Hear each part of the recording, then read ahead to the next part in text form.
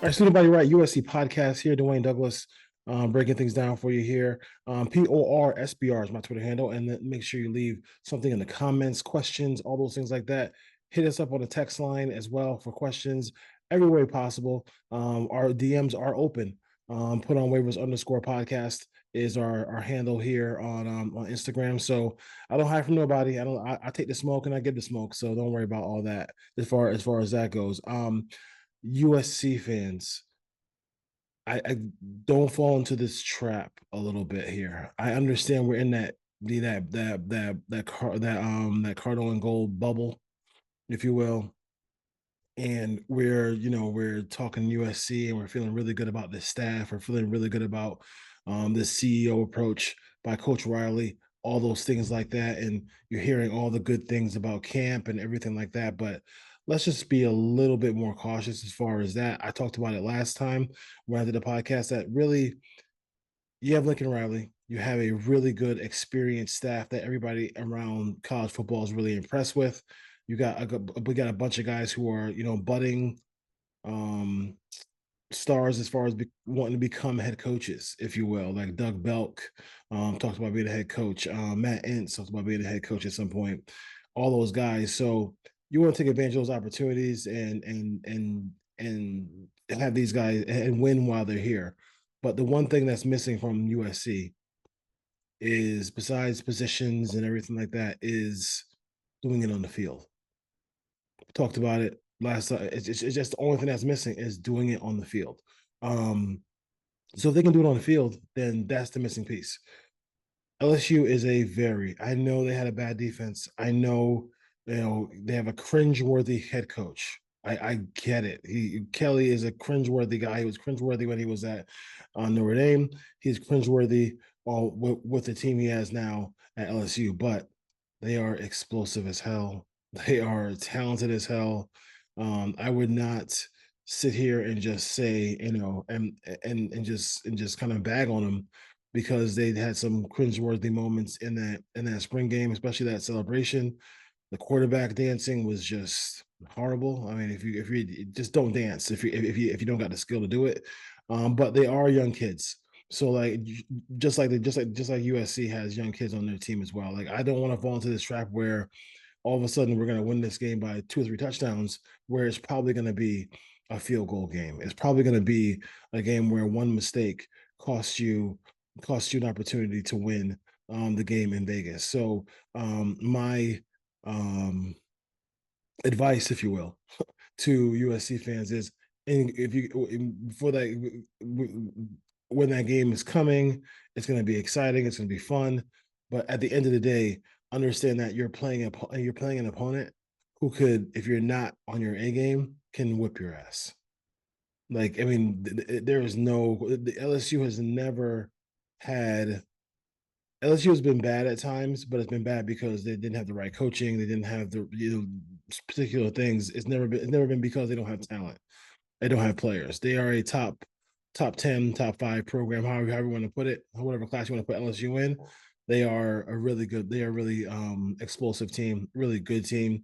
And they have a lot of talent. Now, I would say that to prove they're a good team, they have a lot of talent on that team. So just be careful about the trolling of a quality opponent like USC has when they play against LSU, because before you know it, it'll be that time. But right now, the spring game is right around the corner, and they're ending their the spring practices this week. So this should be interesting to see what happens there. Obviously, Jonah Maheim is going to be the starting center for SC, and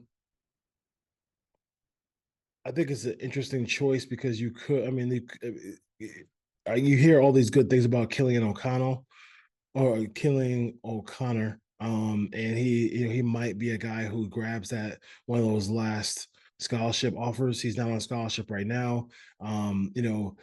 It's people always talk about if there's a guy who you can interview on a football team, it's the center, because the center knows he could write centers can write tell all books that would probably sell out at any bookstore on Amazon or whatever. And he talked about his his life and his travels and how he's improving you know every day with USC. And I would say like for him, at least you probably have a solid backup. Does he stay or does he go to the portal if he doesn't get a scholarship? I think that's something you got to think about as well. There probably are teams who could use a center slash guard or whatever. But hearing Killian O'Connor. I'm sorry, this is a Raider channel too, so I'm just talking about Aiden O'Connell, but Killian O'Connor. I want to make sure I get it right. And if he adds that toughness, that skill of making all the calls at the line of scrimmage. If God forbid Jonah Maheim went down, that would be invaluable to USC. Absolutely invaluable to USC. So hearing a lot of good things about him.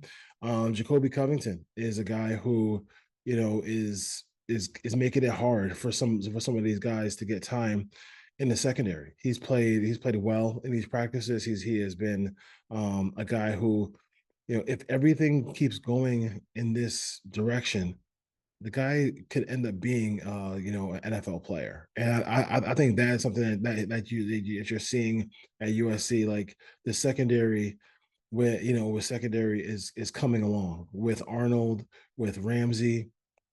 Or you're hearing all these good things, and now you're seeing a guy like Bryson Shaw, who was in Alex Grinch's defense, was like can't stop, won't stop, but always playing regardless of the opponent, regardless of the situation, which wasn't necessarily the right thing to do.